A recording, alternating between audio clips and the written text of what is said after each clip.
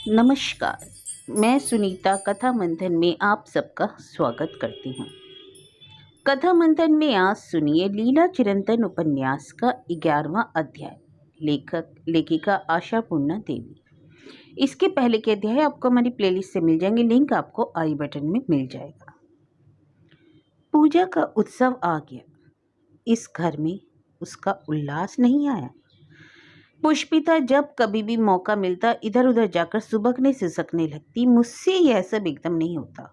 मैं इधर उधर दौड़ती फिरती, जहां घूमती रहती, पढ़ते पढ़ते किताब उठाकर फेंक देती और आखिर में वही कर गुजरती जो पहले कभी नहीं किया। हाँ, दोपहर में खा पीकर सो जाया करती, लेकिन सोने के पहले यही सोचती रहती थी कि अगर ऐसा नहीं हुआ होता, वैसा हुआ होता तो क्या होता। मसलन पिताजी अगर मर गए होते तो क्या हमें बहुत ज़्यादा दुख होता? नहीं, शायद नहीं। कोई सुन तो नहीं रहा कि वह मेरी इस गहरी चिंता से परेशान हो उठेगा, सिहर जाएगा। यह तो बड़ी खामोशी से पूछा गया सवाल है। मैं कभी कभी यह भी सोचा करती कि क्या कईयों के पिताजी मरमरा नहीं जाते। बहुतों के साथ तो ऐसा होता है। हमारी स्कूल की दो लड़कियां इसी कारण कुछ दिनों तक गैर हाजिर रहीं। इसके बाद कुछ दिनों तक उदास और चुप रहीं और उसके बाद फिर से हरी भरी हो गई। उनकी तरफ अब कोई भी हैरानी से और दया से नहीं देखता। कोई भी उंगली बढ़ाकर यह नहीं कहता कि पता है उसके पिताजी नहीं रहे। कितनी ही बार मैं ऐसा सोचती रही हूँ कि पिताजी ने कोई ऐसा वैसा काम तो नहीं किया जिससे कि हमें शर्मिंदा होना पड़े। आखिर यह खुंठा, यह घुटन क्यों है? लेकिन यह सोच कभी भी मुझ में भरोसा पैदा नहीं कर सका। मैं समझ रही थी मौमिता नाम की यह तेज तर्रार लड़की और चतुर सुजान लड़की पिछले कुछ दिनों में और भी होशियार हो गई है, लेकिन कभी कभी इसे अपने लिए दुख भी होता है। यह सब सोचते हुए मुझे कब नींद आ गई मुझे पता नहीं चला। सोकर उठी तो देखा माँ के बिछावन पर पुष्पिता, जिसे सभी प्यार या गुस्से से बुटकी कहते हैं, गहरी नींद में सो रही हैं। माँ कमरे में नहीं थी। मैं बाहर निकल आई। माँ कहाँ चली गई? नीचे पहले तल्ले पर भी नहीं गई है। यह तो साफ ही है क्योंकि सीढ़ियों का दरवाजा अंदर से बंद है। मैं बुरी तरह सहम गई। मेरा कलेजा जोर जोर से धड़कने लगा। माँ आखिर गई कहाँ? क्या माँ? मैं हाफती दौड़ती छत की सीढ़ियां फलांग गई। ओह, ऊपर जाकर देखा तो जान में जान आई और मेरे सारे शरीर में खुशी की लहर दौड़ गई। माँ ऊपर बरसाती वाले कमरे में पता नहीं क्या कुछ कर रही थी। मैं वापस लौट गई। माँ वही पुराना दराज खोलकर कुछ बाहर निकालती जा रही थी और नीचे जमीन पर फैलाती या फेंकती जा रही थी। उस कमरे को देखकर यही लगा कि वह सारा कुछ इधर उधर बिखेर रही है, लेकिन घड़ी भर बाद एक दूसरी तरह का डर मुझे सताने लगा। माँ अपनी उन डायरियों के पन्ने, तस्वीरें, एल्बम, चिट्ठी पत्रों वगैरह तो नहीं ढूंढ रही। लगता है वही सब ढूंढ रही होगी। मैंने माँ के चेहरे पर एक अजीब सी हैरानी और परेशानी का भाव तो देखा था, लेकिन मैं कुछ ताड़ नहीं पाई। अपनी परेशानी को छिपाए बिना मैंने पूछा, माँ तुम यहाँ? मैं बेहद परेशान और हाँफ भी रही थी, और यह देखने के बाद कि माँ ने कुछ भी ऐसा वैसा नहीं किया है, मेरी उतावली अब शांत हो रही थी। माँ के प्रति कृतज्ञता के भाव से मेरा मन भर उठा। माँ ने मेरी तरफ देखकर कहा, तू इस तरह बदहवास सी क्यों चली आई? तूने क्या सोचा था माँ यहाँ गले में फंदा डालकर झूलने आई है? मुझे काटो तो खून नहीं। इसका मतलब यह था कि मेरी तरह माँ भी लोगों के चेहरों का भाव पढ़ लेती है, किसी किताब की तरह। लेकिन मैं इतनी जल्दी हार मानने वाली कहाँ थी। तभी मैंने कहा, ओहो, तुम भी कमाल की बात कर रही हो माँ, लेकिन तुम यहाँ धूल के अंबार और तिलचट्टों के जंगल में क्या कर रही हो? माँ ने कहा, काफी दिनों से इन्हें सहेज कर नहीं रखा था, सब कुछ तितर बितर है यह देखकर।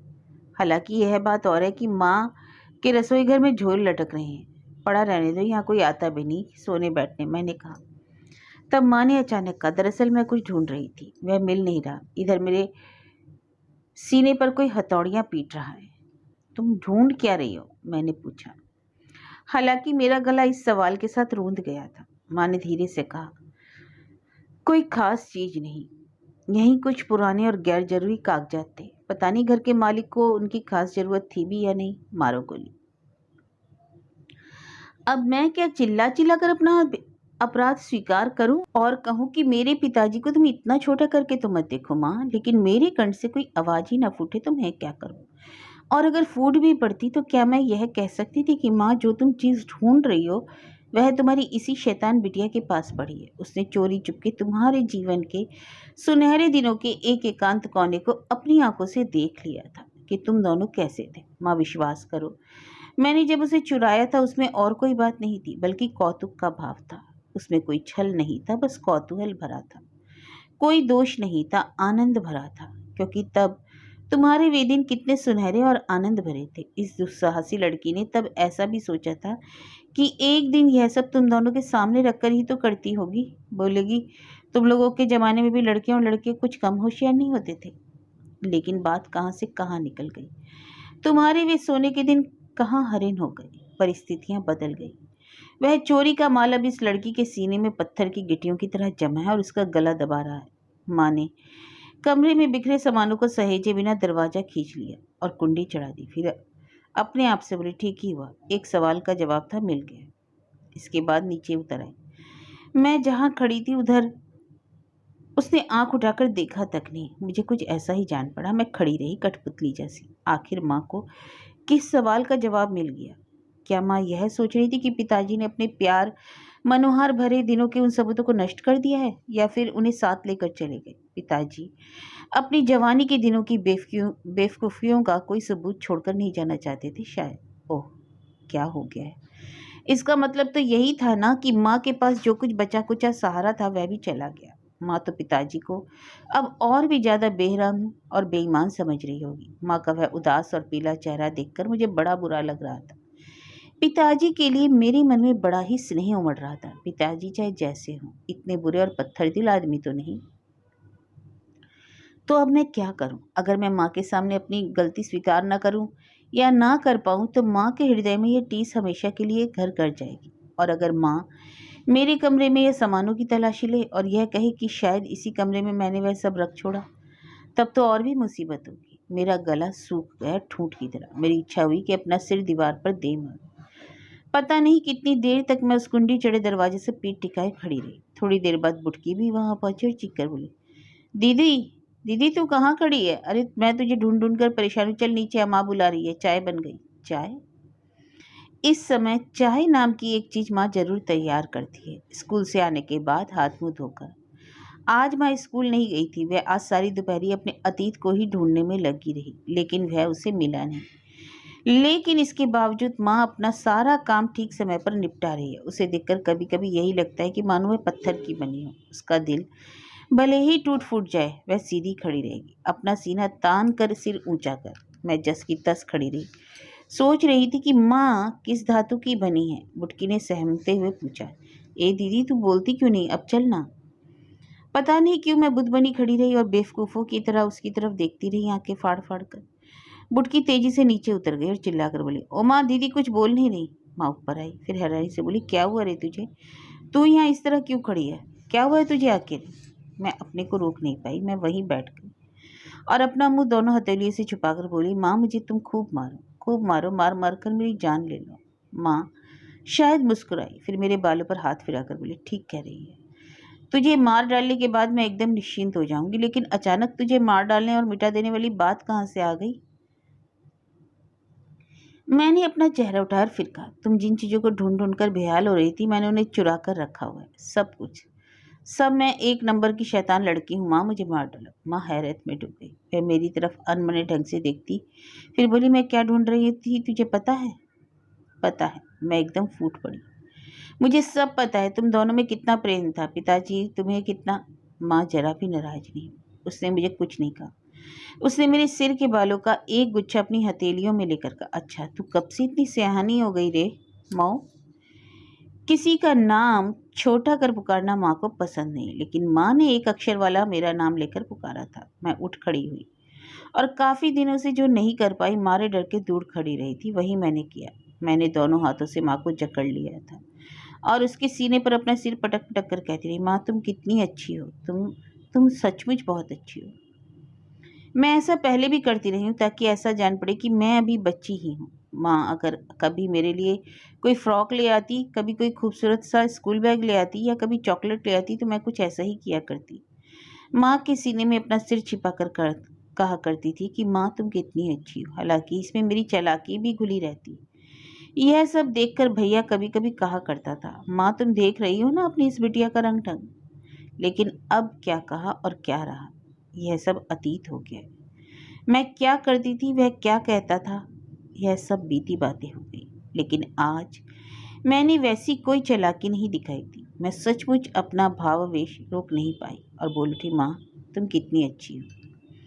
अभी थोड़ी देर पहले ऐसा लगा था कि माँ पत्थर की बनी है, और अभी घड़ी भर पहले मुझे लगा कि माँ पहले की तरह मक्खन से बनी प्रतिमा है जो बोल रही है। तो फिर इतनी अच्छी माँ की बेटी इतनी शैतान क्यों? मैं रोने लगी। मुझे यह पूछने की चाह हो रही थी, माँ क्या हम पहले की तरह नहीं हो सकते? लेकिन मेरा गला रूंध गया। एक दिन वह सारा सामान बाहर निकालकर मैं बिना किसी भय संकोच के माँ के कमरे में आईने वाली मेज के ऊपर रख आई। माँ एक चौकी पर बैठकर कोई कपड़ा सी रही थी या फिर बटन लगा रही थी। उसने मेरी तरफ देखकर पूछा, क्या है रे? वही सारा चोरी का माल। दूर, अब वह सब लेकर मैं क्या करूंगी? फाड़कर फेंक दे यह सब, माँ ने हिकारत भरे स्वर में कहा। हालांकि उस दिन यही सब खोजती हुई वह पसीने से तर हो गई थी। मैंने एक बारगी हैरानी से पूछा, क्या कहा? फाड़कर फेंक दूं? चाहे तो अपने पास रख ले, अगर चाहे तेरा जी चाहे। मैं माँ के पास बैठ गई। फिर थोड़ा सा साहस जुटाकर मैंने पूछा, माँ इन्हें फाड़कर फेंक देने की बात पर तुम्हारा जी नहीं कांपा? क्या तुम्हें ऐसा कहते बुरा नहीं लगा? माँ ने हाथ की सुई को धागे वाली रील में खोस कर कहा, धत, जी को क्या बुरा लगेगा उन बेकार और फालतू कागजों के लिए? उस दिन मेरे मन में जो बात आई वह मैंने उस दिन कह डाली थी। माँ के हाथ की सिलाई को मैंने हटाते हुए उससे पूछा था, माँ क्या हम लोग पहले की तरह नहीं हो सकते? माँ ने पलट कर पूछा, क्या तू फिर से घुटनों के बल चल सकती है? बच्चों की तरह पाँव पाँव चल सकती है? अगर ऐसा हो सकता है तो हम लोग दोबारा पहले जैसे हो सकते हैं। और यह कहकर वह हंस पड़ी। लेकिन इसके साथ ही मैं जो बात कहते कहते भी नहीं कह पाई वह था, माँ तुम आज जिन चीज़ों को बेकार के कागजात बता रही, क्या यह सचमुच बेकार है? क्या तुम्हारा प्रेम सच्चा नहीं था? नहीं, मैं उस दिन यह बात कहने का साहस नहीं जुटा पाई थी, लेकिन मैंने अपनी बात पूरी तरह से उठाकर भी नहीं रखी। मेरे मन में यह सवाल लगातार घुमड़ता रहता है। एक ना एक दिन साहस जुटाकर मैं जरूर यह सवाल तो माँ से करूंगी, इसका जवाब मुझे चाहिए ही चाहिए। और इस बात को जाने बिना मैं यह कैसे समझ पाऊंगी कि सच्चा प्रेम किसे कहते हैं? हैरानी की बात, मेरे नाम से एक बड़ा सा नीला लिफाफा आया था, सुनहरे बॉर्डर से अलंकृत। एक कोने में खूबसूरत सा डाक टिकट और उस पर लगी खास मोहर। मुझे तो कभी कोई डाक विभाग वाला लिफाफा ही नहीं मिला। फिर अचानक ऐसा राजकीय पत्र, वह कैसे मिल गया? मेरे दिल में अजीब सी दुगदुगी इस बात के लिए भी थी कि यह लिफाफा कहीं पिताजी ने तो नहीं भेजा। मैंने यह सुना था कि उनके उस अभिज्ञा चक्र आश्रम में सब कुछ बहुत ही व्यवस्थित और सुरुचिपूर्ण, चाय के प्याले से लेकर सोने के बिछावन तक। शायद यही कारण होगा कि पोस्ट कार्ड, अंतर्देशीय पत्र या डाक विभाग वाला लिफाफा जैसी मोटी और आम पसंद की चीज़ें इस्तेमाल में नहीं लाई जाती। लेकिन उस पर मेरा पता हाथ से लिखा नहीं था, इसलिए यह कहना कठिन था कि इसे किसने भिजवाया होगा। पता अंग्रेजी में लिखा था, टाइप से। अचानक उसे खोलते हुए मेरे हाथ कांप रहे थे। इतना सुंदर लिफाफा और मैं तड़ से फाड़ दूं, और वह भी माँ को दिखाई भी ना। लेकिन माँ को दिखाने के लिए तो काफ़ी देर तक मुझे इंतजार करना पड़ेगा। माँ तो शाम को 4 सवा 4 बजे के पहले घर नहीं लौटने वाली। इतनी देर तक भला कैसे सब्र रखा जा सकता है? मैंने महीन वाली कैंची से हाशिए को काटते हुए लिफाफा खोला और अंदर से पत्र निकला, और इसके साथ ही तय हुआ कागज जैसे मुझे मुंह चिढ़ाता हुआ बाहर निकला। यह पिताजी का नहीं, पिताजी की बहन की चिट्ठी थी। सुनहरे बॉर्डर वाले नीले रंग के पैड वाले चिकने कागज पर नुकीले अक्षरों से लिखी गई पंक्तियां, और जैसा कि तय था, एक भारी भरकम लंबी चौड़ी चिट्ठी। अब याद आया कि यह लिफाफा समेत एक नीला लेटर पैड शादी के समय ससुराल वालों की तरफ से दिया गया था, मंगनी के समय। बुआ ने उसमें एक नग हम लोगों के लिए खर्च किया था। लिफाफे पर पता उसने फूफा जी के दफ्तर से टाइपराइटर पर लिखवाया था। और कहाँ मैं यह दिवा सपने देख रही थी कि पिताजी वाले अभिज्ञा आश्रम से यह पत्र आया होगा। जो भी हो, जीवन में पहली बार एक शौकिया लिफाफे में टाइप किया हुआ और उस पर सिर्फ मेरा नाम लिखा हुआ एक पत्र मिला।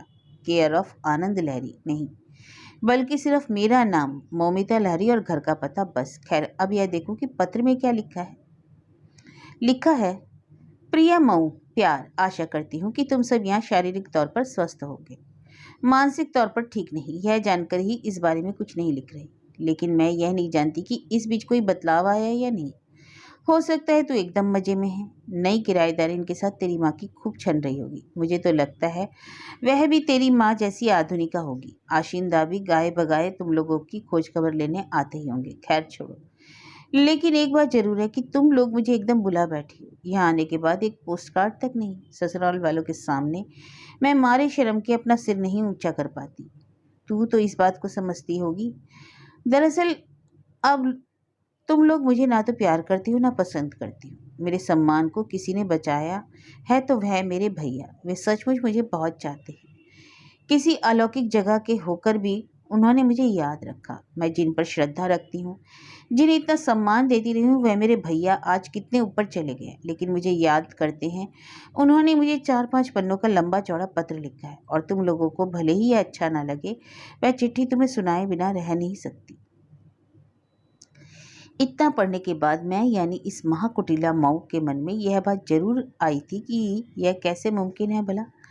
परम आदरणीय भैया जो अपनी पत्नी और संतान को, घर संसार को अनायास छोड़कर चले गए, उन्होंने आज भी अपने मन प्राण में बसा रखा है, यह बात तो बतानी ही पड़ेगी। हालांकि मुझे यह सोचकर बुरा लगा, मैं क्या इतनी बिगड़ गई हूँ। बुआ के बारे में इस तरह के बैर भाव या जलन की बात क्या मैं इसके पहले कभी सोच सकती थी। मैं तो अपनी इस बुआ को बेहद चाहती थी, और बुआ भी हम लोगों पर जान छिड़कती थी। उसके इस ग्रस्तन या मालकिनन वाले अंदाज में भी मानसिक तौर पर खुद को बड़ा सुरक्षित समझते थे। लेकिन अचानक यह क्या हो। अचानक जैसे कोई तेज अंधड़ आकर सब कुछ तहस नहस कर दे, ठीक वैसे ही हम तिनके तिनके बिखर गए। पिताजी ने अपनी राह ली। वो अपनी शादी के बाद एकदम अजीब सी हरकत करने लगी। भैया भी ऐन वक्त पर अपना कोई जीवन पथ चुनकर आगे बढ़ गया, और आशीन डॉक्टर भी पता नहीं किस मनहूस घड़ी में धूमकेतु की तरह हमारे घर पर आकाश पर उदित हुआ। कुल मिलाकर सब कुछ गड़बड़ हो गया, धुंधला सा। बुआ अब भी यही सोच रही थी कि किराएदार के तौर पर आने वाली वह महिला हमारे यहाँ अपनी गृहस्थी जमा चुकी है, और वह महिला कितनी दुखी है बेचारी। यह सब सोचकर मुझे अच्छा नहीं लगा, और अपनी सोच पर तरस खाते हुए मैंने बुआ का पत्र पढ़ना फिर से शुरू किया। लेकिन मैं अपने मन को किस तरह निर्मल करूं। बुआ का पत्र पढ़ते पढ़ते मेरे दिमाग की नसें चटकने लगी। माँ इस घड़ी में नहीं थी, नक्खा भी पास नहीं था जो मैं उस पर अपना गुस्सा उतारती। भैया की चिट्ठी पढ़कर मैं तो एकदम से अभिभूत हो गई रे मऊ, और अब मैं यह समझ गई पा रही हूँ कि यह वह ऐसी कौन सी तड़प थी जिसके कारण भैया अपना जमा जमाया घर संसार, पत्नी और संतान सबकी अनदेखी कर वहां निकल गए। भैया तो बहुत ही ऊंचे ऊपर उठ गए हैं।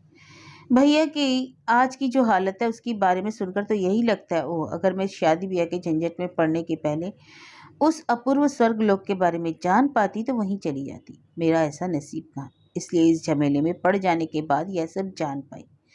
यह भी जान पाई कि उस परमा भाभी ने उसी स्वर्गीय आनंद की ललक में वहां जाकर आश्रय लिया। भैया और उनके साथ के लोग उस दिन कलकत्ता वापस न आकर अपने मुख्य आश्रम जा पहुंचे, वहीं टिक गए। और टिकते भी नहीं, भला क्यों। वह जगह कैसी है वह तो भैया के बयान में सुन। वे लिखते हैं, पता है कुकू, अगर मैं यहाँ नहीं आता तो सपने में भी यह कभी सोच नहीं सकता था कि ऐसी कोई जगह है जो हमारी पहुंच में है और वहां रहा जा सकता है। वह राजमहलों जैसा कोई प्रसाद है। प्रसाद न कहकर उसे एक राज्य कहना ही बेहतर होगा। वहाँ जो लोग बसते हैं उन्हें सब कुछ उसी राज्य से प्राप्त होता है। वहाँ किसी चीज के लिए किसी का मोहताज नहीं होना पड़ता। अपनी बिजली, अपना बहुत बड़ा जलाशय जिसमें इस राज्य के सभी छोटे बड़े उद्यानों में बर्फू पानी दिया जा सके। यहाँ बहाल धोबी वॉशिंग मशीन में तमाम कपड़े लत्ते धोते हैं, उन्हें सुखाते हैं, उन पर इस्त्री करते हैं। आश्रम के घेरे में ही बड़ा ही शानदार सैलून, ब्यूटी पार्लर, योग केंद्र और व्यायामशाला है। रसोई घर के बारे में क्या बताऊं। 5 सितारा होटलों की बात बराबर सुनता रहा, पता नहीं था कि वे कैसे होते हैं। यहाँ आकर देखा तो पाया सारा इंतजाम और ताम झाम उन 5 तारा होटल जैसा ही है। यहाँ स्थायी तौर पर कुछ विदेशी लोग भी बस गए हैं। इनके अलावा भारतवर्ष के हर राज्य से कुछ लोग यहीं आते हैं। सबकी रुचि का खाना यहाँ बनता है, और पता है कुकू, वह सब बिना किसी भूल चूक के आराम से नियम अनुसार सब चलता रहता है। ऐसा लगता है कि सब कुछ मशीन की तरह अपने आप चल रहा है। और तू जरा सोच, हम सब अपनी छोटी छोटी गृहस्थी में किन तमाशों और हंगामों में फंसे रहते हैं। बाजार जाओ, सौदा सुलूफ लाओ, राशन उठाओ, केरोसिन तेल के लिए लाइन लगाओ, लोड शेडिंग होने पर मोमबत्ती खरीद कर लाओ, लालटेन में तेल डालो और फिर आज पंप खराब तो कल कुकिंग गैस, आज वह नहीं आई, आज कल हड़ताल है, काम वाली बारी नहीं आई, और तुझे किस किस तरह से समझाऊं। और मैं यहाँ किसी विदेशी होटल की तरह साफ सुथरे झकाझक कमरे में एक कीमती बिछावन पर पस रहा हूँ। सुबह सुबह ठीक 4:30 बजे दरवाजे पर दस्तक देकर कोई बैठी दे गया। इसके बाद 5:30 बजे तक स्नान, कमरे में ही बाथरूम लगती है। बाथरूम में ठंडा गर्म पानी दोनों है। टोटी घुमाने भर की देर है। नहा धोकर एकदम धुले कपड़े पहनकर ध्यान कक्ष में चला जाता हूँ। वहाँ हर एक साधक के लिए अलग ध्यान आसन है। हमारे तीर्थ स्थानों की तरह दम घोटू भीड़ भड़ाव नहीं, सब कुछ बड़े हिसाब से चलता है। 1 घंटे तक ध्यान, इसके बाद जलपान। बस मजे से मेज पर बैठ जाओ, अपनी अपनी पर्ची के अनुसार। खाने पीने का सारा इंतजाम सेहत को ध्यान में रखकर किया गया है। इसमें अंडा टोस्ट, केला, कॉर्नफ्लेक्स, चाय सब कुछ शामिल है। कोई चाहे तो निरामिष आहार भी ले सकते हैं, उनके लिए दूध है, दलिया है, फल है। इसमें कई कई राज्यों के लोग हैं जो निरामिष भोजन ही पसंद करते हैं, और फलाहारी साधकों के लिए केला, सेब, अंगूर, खजूर, पीच तमाम मौसमी फल हैं। अब मैं तुझे कैसे समझाऊं कुकू, सब कुछ बताना इतना आसान नहीं। तू सोच कर देख, तू अपनी उंगली तक नहीं हिलाती फिर भी तेरे हाथों में सब कुछ आ जाता है। और खर्च क्या है, लगता है वह भी किसी अदृश्य लोक से आ जाता है। सारी व्यवस्था अपने आपस में जुड़ी हुई है, मुंह में जुबान ही नहीं। साफ सुथरे, चुस्त, तंदुरुस्त और चुपचाप लोग बड़ी चौकसी से काम करते रहते हैं। अगर कुछ कहना भी हो तो पर्ची लिखकर बता देना काफ़ी है। अगर उनको भी कुछ कहना है तो स्लेट पर खड़िया में लिखकर जता देते हैं। बस यही जान पड़ेगा वे गूंगे बहरे हैं। कैसी है ये शिक्षा दीक्षा, तू सोच कर देख। मैंने सुना है आश्रम के बाहर काफ़ी दूर दूर तक इनकी बहुत बड़ी डेयरी है, फॉर्म है, गोपालन शिक्षा प्राप्त लोग हैं। आश्रम में दूध से बनने वाली सारी चीज़ें तैयार होती हैं, और सिर्फ आश्रम में ही नहीं, मक्खन, घी, पनीर, खोया सभी चीज़ें अलग अलग केंद्रों में भेजी भी जाती हैं। इसके अलावा यहाँ का मुर्गी पालन केंद्र भी बहुत बड़ा है। साग सब्जी जैसी चीज़ बाहर से खरीदने की ज़रूरत ही नहीं पड़ती, सब यहीं उगाई जाती है। जब मैंने सुना कि चावल और गेहूँ तक यहीं उपजा लिया जाता है तो मैं हैरान रह गया। आश्रम का अपना ही खेत खलिहान है, मुझे बताया गया। तो मेरी बात पर यकीन कर रही है ना, या सिर्फ सोच रही है कि भैया दूर की कौड़ी फेंक रहा है? सच कहूँ तो यह सब कुछ अविश्वसनीय लगता है। खेत खमार के पास बुनाई केंद्र है, लेकिन वहाँ सतरंजी और मोटे चादर या जूट के कालीन के अलावा और कुछ नहीं बना।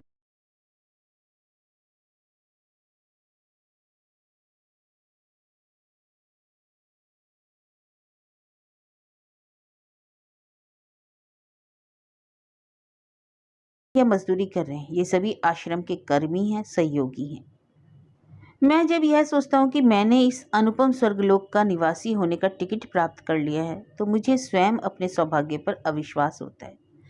जब सुबह सुबह फॉर्म की गद्दी पर बैठकर ध्यान लगाकर बैठ जाता हूँ तो शीशे की खिड़कियों से छनकर आती सुबह की धूप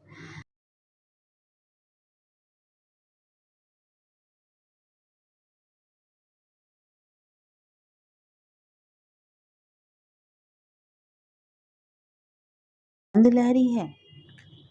और देखो भैया ने आगे क्या लिखा है, बहुत ज़्यादा पैसे देकर यह चिट्ठी भिजवानी पड़ रही है। अब मैं करूँ भी तो क्या, यह सब बताए बिना तो रह नहीं सकता। अगर तुझे जवाब देना हो तो इसी पते पर लिखना, लेकिन कोई ऐसी वैसी बात मत लिख भेजना। यहाँ चिट्ठियाँ और पार्सल वगैरह की जांच करने, बल्कि उन्हें सेंसर करने का एक अलग विभाग है। हाँ तो मऊ, तूने तो भैया की जुबानी ही सारी बातें सुन ली, अब बता। लेकिन इस मऊ के मन में तब चिट्ठी का बाकी बचा हिस्सा पढ़ने का कोई चाव ही नहीं रहा। वह भी अपने पिता की तरह अभिभूत हुई उठी थी। यह सोच रही थी, क्या कोई जादुई कहानी वाली मायापुरी है वह, जहाँ कोई सोई हुई राजकुमारी किसी सोने की छड़ी की छुअन से ही जाग उठती है, और इसके बाद सारी की सारी चीज़ें अपनी मुट्ठी में आ जाती हैं पलक झपकते ही। आश्रम शब्द के सुनते ही जो तस्वीर आंखों के सामने उभरती है वैसा कुछ इसमें नहीं है। ऐश्वर्य, आडंबर, विलासिता, विदेशी ढंग के आचरण और अनुशासन में बहुत दिनों तक जी तो बहलाया नहीं जा सकता। वैसे भी उस जगह का नाम आश्रम या आश्रम नुमा नहीं है। अभिज्ञा चक्र से यही लगता है कि यह कोई दूसरी ही दुनिया है। घंटे भर बाद बुटकी ने भी पत्र पढ़ा। वह रोने लगी और चीख पड़ी, क्या हुआ, तू रो क्यों रही है? माँ ने टोका। बुटकी और भी तेज हो गई, बोली, पिताजी एकदम स्वर्ग जैसी जगह पर चले गए, अब वे कभी हमारे पास नहीं आएंगे। माँ ने उसे धमकाकर चुप किया। अब रोना धोना बस कर, अपनी बेवकूफ़ी अपने पास रख। बहुतों के माँ बाप तो सचमुच स्वर्ग चले जाते हैं, वे लौट कर आते भी नहीं। माँ सचमुच एकदम बदल गई है। माँ ने बुटकी को कभी इस तरह नहीं डांटा।